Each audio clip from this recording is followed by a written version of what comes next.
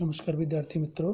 आज हम पद्य विभाग में पाठ 9 किम वेदेन प्रयोजनम पाठ का अनुवाद पढ़ेंगे।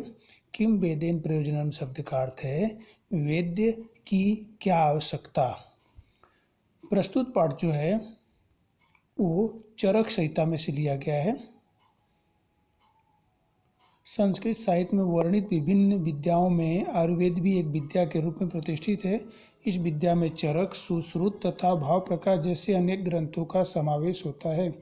इन सभी ग्रंथों में उत्पन्न सूक्ष्मता से इन विषयों का विचार किया गया है।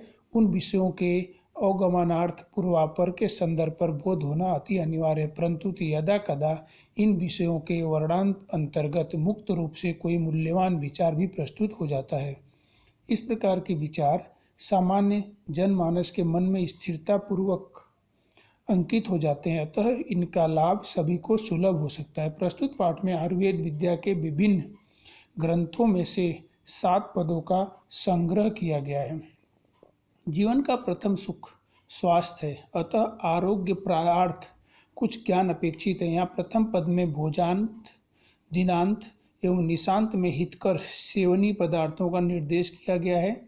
दिवसा अंतर्गत कितनी बार भोजन करने पर क्या क्या परिणाम होता है, इस विषय का उल्लेख भी द्वितीय पद में किया गया है।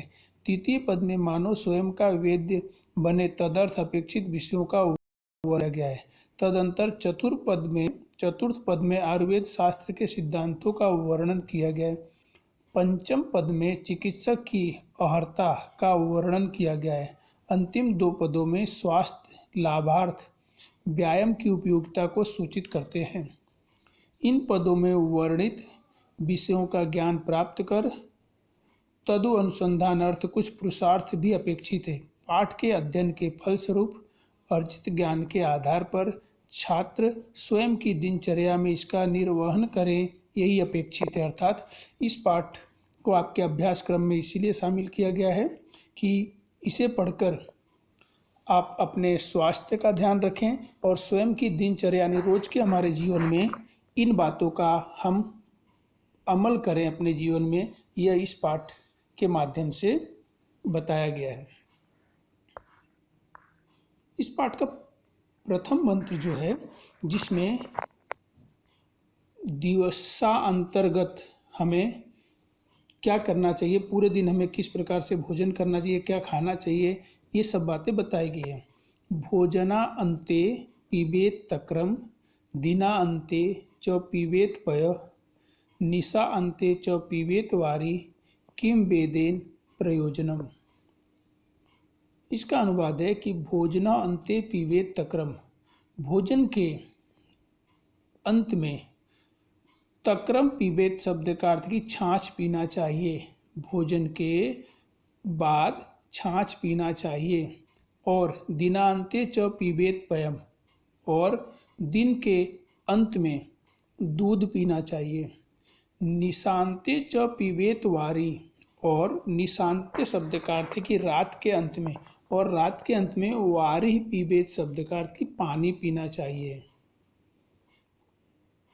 किम वेदेन प्रयोजनम, तो वैद्य की क्या आवश्यकता, तो डॉक्टर की हमें कोई ज़रूरत नहीं पड़ती।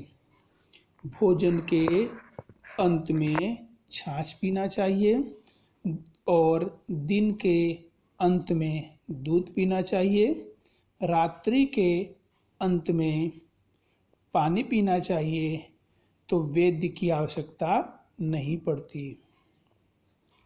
दूसरा मंत्र है एकम भुक्तम सदा आरोग्यम, द्विभुक्तम बलवर्धनम, त्रिभुक्तम च सदा रोगम, चतुर्भुक्तम तु मारकम।